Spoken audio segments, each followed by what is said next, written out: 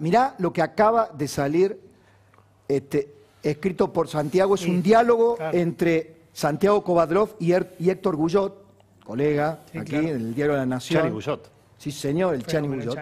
Alegato por una democracia auténtica, república urgente. Parece a propósito, ¿no? Que no, le dije. Justo hoy tenías el libro. Pero, Santiago, ¿no?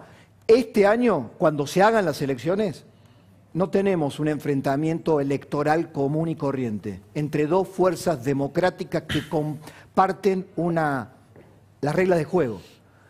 Va a ser entre dos modelos, pero mejor que lo saludemos y que lo explique Santiago. Querido Santiago, ¿cómo bienvenido. estás? ¿Qué tal? ¿Qué tal?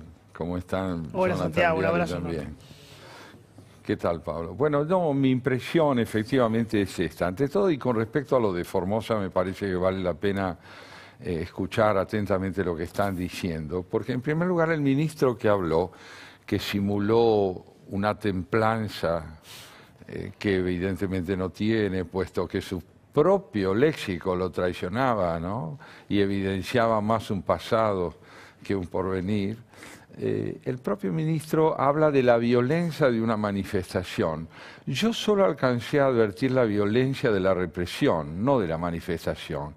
Pero a la pregunta acerca de si estamos delante de algo nuevo o no en Formosa, lo nuevo ha sido sin duda la convicción que esa muchachada ha tenido de que si no salía a la calle a expresar su disconformidad con lo que sucedía, su porvenir estaba aniquilado.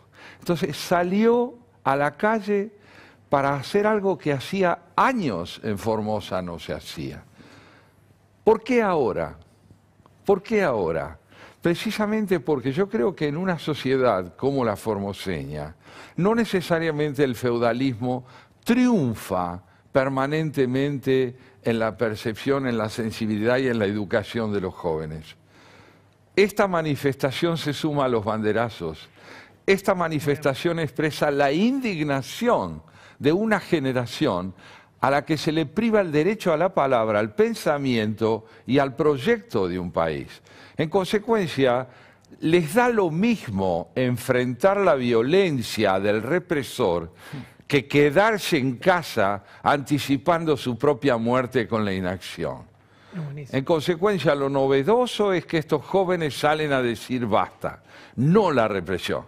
La represión es vieja, la represión aparece con toda claridad ahora y antes también, cuando estábamos ante un modelo democrático, según las palabras del presidente de la República. Me parece entonces por un lado eso. Y por el otro, retomando lo que Pablo decía recién, la importancia de las elecciones venideras, de medio término, es que en ellas no se enfrentan dos fuerzas que forman parte de una misma concepción de la política, sino dos sistemas que entienden la política de manera antagónica. Esto significa que las leyes del juego que propone una exigen la aniquilación de la otra. ¿Por qué aniquilación? Porque del lado del populismo no hay tolerancia a la diferencia y del lado de quienes proponen la diferencia se encuentran con alguien que se niega a ser interlocutor en el marco de las diferencias. Por lo tanto, la opción es clara: o optamos por el populismo o optamos por la república. No tenemos alternativa, hemos llegado a ese extremo. Si optamos por la república, optamos por el imperio de la ley que gobernará a la política. Si optamos por el populismo, optamos por el imperio de la política que gobernará la ley. ¿Puedo hacerle una pregunta? Fuertísimo. Fuerte, muy fuerte. Pero muy brillante el análisis de Santiago, como siempre. Yendo a lo primero que dijiste, Santiago, ¿quiere decir que el monopolio de la calle por parte del peronismo está en crisis? ¿Crees eso?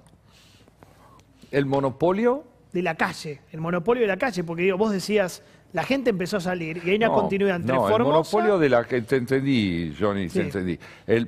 Yo creo que hace mucho que el peronismo perdió el monopolio de la calle, porque evidentemente el desenlace de las elecciones de 2019 puso de manifiesto la existencia de una oposición social que hacía mucho no veíamos, que no concibió la derrota electoral como extinción, concibió la derrota electoral como evidencia de fallas que no debilitaron la conciencia republicana de quienes forman ese más de 41% de la sociedad. La calle no tiene dueño y esto significa para el peronismo por lo menos una pregunta: ¿en qué hemos fallado? ¿Y en qué se ha fallado? El peronismo ha fallado en algo fundamental, que no ha sido capaz de generar coherencia en su conducta y ha perdido verosimilitud. La expresión máxima de esa pérdida de verosimilitud es el discurso kirchnerista, representado primordialmente como indiferencia hacia la responsabilidad de los significados por el presidente de la Nación. Déjame compartir, Johnny, Sí. algo que voy a unir entre lo que escuché de tu programa y lo que estamos empezando a escuchar con Santiago. En un rato voy a profundizar este diálogo que ya me ha magnetizado. Es un genio. Va, no el diálogo, sino me ha magnetizado él. No, ¿sabes qué sentí? Cuando le escuché a Florencia Arieto, Sí. el tono de Florencia Arieto diciendo, esto es urgente, esto no es cualquier cosa. Sí, sí. Bueno, lo escucho a Santiago, que siempre es, por supuesto, reflexivo al extremo, cuidadoso, un artesano de las palabras, pero el tono que yo le he leído aquí Va en el mismo sentido. va en el mismo sentido. Sí. Dame una impresión de por qué la urgencia, por qué el tono, Santiago. Bueno, con Héctor Guyot, con quien hemos concebido este diálogo como una propuesta de reflexión, de crítica y de autocrítica también por parte del republicanismo, hemos comprendido que la urgencia la impone la imposibilidad de reducir el conflicto político a la confrontación entre fuerzas de un mismo sistema. Si nosotros estuviéramos ante fuerzas políticas que comparten convicciones comunes, que nosotros pudiéramos llamar valores constitucionales, valores republicanos, pues entonces no estaríamos ante una urgencia, estaríamos ante una elección que probaría con su normalidad la vigencia del sistema.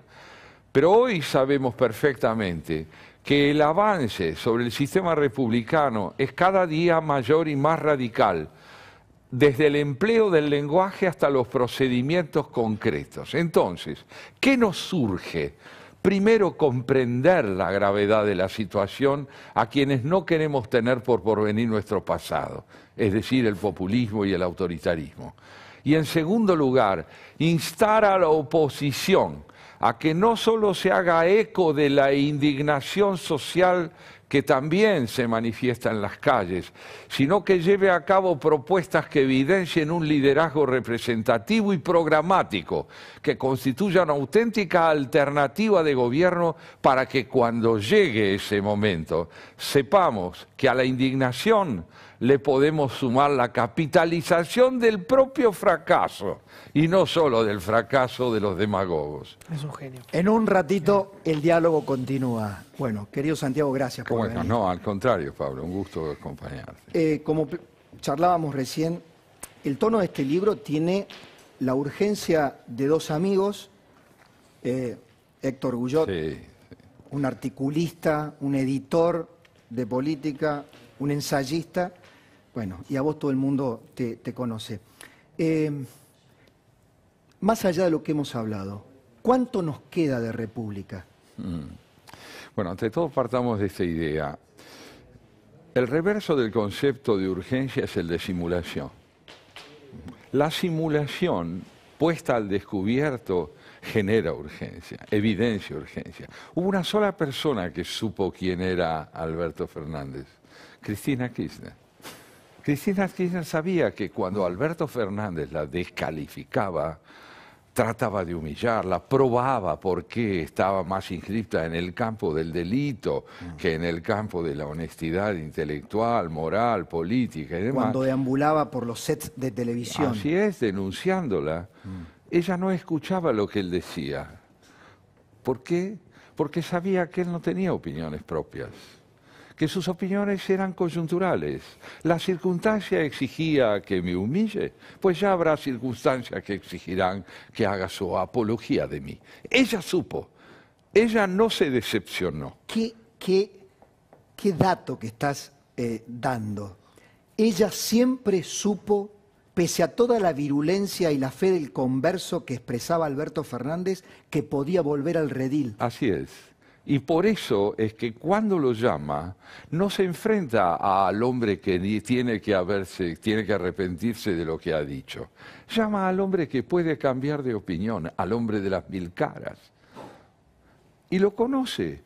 Y naturalmente el hombre de las 1000 caras procede con la misma elocuencia, el mismo fervor y la misma contundencia a decir en términos tonales lo mismo que dijo en contra de ella. ¿Quiénes se decepcionaron? ¿Quiénes se decepcionaron? Los que no comprendieron lo que es la simulación. Que el peronismo apostó a Fernández. ¿Pero qué peronismo es ese? ¿Qué peronismo es ese? Un peronismo que cree de veras que un hombre que viniendo de donde venía en el orden discursivo y pasaba a decir lo contrario, era confiable. ¿Qué era? Si Menem hubiera dicho lo que iba a hacer... Él lo confesó. Si yo hubiera dicho lo que iba a hacer, no me hubieran votado. Claro. ¿Ese era el peronismo que confiaba en Fernández? No. Entonces, ¿cuál es nuestra urgencia? ¿Cuál es la idea que hemos tenido con Héctor para concebir este diálogo, desplegarlo en 4 meses y medio, día y noche? Trabajamos muchísimo. ¿Qué es lo que buscamos? Nosotros buscamos reivindicar un concepto de política que está reñido con la idea de la exclusión. ¿Por qué? Porque partimos de la idea que para que haya política debe haber un centro de valores compartidos entre opositores. Queremos una izquierda y una derecha formidable, una centroizquierda y una centroderecha. ¿Alguna vez eso existió en la historia reciente de la Argentina? No, eso no existió. Eso no existió porque cada triunfo no peronista en el orden político implicaba la necesidad de descalificar al gobierno que pretendía intentar esto. Alfonsín, ¿cuál fue el fracaso primordial de Alfonsín? El fracaso primordial de Alfonsín fue en querer hacer política, es decir, convivencia. ¿Y? Entonces, ¿qué es lo que nosotros creemos? Que el centro es el repertorio de valores que los adversarios deben compartir. Por lo tanto, las diferencias se generan en torno a matices fundamentales. No es lo mismo la izquierda que la derecha. No, pero el centro izquierda y el centro derecha comparten una convicción. Te quiero hacer una pregunta que me la hago a mí mismo con... A ver, ¿cómo decirlo? Es un autoanálisis. ¿Le tuvimos poca paciencia a Macri? ¿Le deberíamos haber tenido más paciencia a Macri pese a todos los errores que cometió y que fueron muy visibles? Yo creo que la oposición que él conquista tras las elecciones de término medio y llega al año 19 y pierde la elección con un 40% de apoyo, evidencia que se le tuvo paciencia y que se cree en los valores que él representó. No en su persona, sino en los valores que representa un gobierno alternativo encarnado por él, sin duda, en su momento, con grandes aciertos republicanos, y con fallas económicas que contribuyeron no al descrédito de su persona, sino al descrédito de quienes creían en la República. Como en la década del 90, la opción, digamos, la experiencia menemista le trajo a la libertad de mercado, a las reglas de juego del mercado, bueno, una mala prensa que terminó, trayendo al populismo nuevamente a la Argentina. Hoy tenemos una oposición que tiene que capitalizar sus fracasos. ¿Y cómo lo hace? Primeramente ante una autocrítica que permita entender que no hay individuos que entendieron mejor que otros ese fracaso en su momento oportuno. Lo entienden ahora, lo empiezan a entender ahora. Eso es capitalizar el fracaso. Pero a esto hay que sumarle algo. La índole de ese adversario que solo quiere ser enemigo le está marcando la oposición. ¿Cuál es su porvenir si quiere seguir siendo representativa? Si dentro del sistema hay lugar para el adversario, dentro del sistema no hay lugares para enemigos del sistema. No puede haberlo. La democracia debe derrotar mediante la ley y mediante la fe profunda en la política como convivencia a esa tendencia antipolítica que representa el populismo como concepción excluyente del prójimo. Eso está representado por Cristina Fernández de Kirchner. Sí. Hay un párrafo en donde Sí. me impactó un párrafo tuyo acá.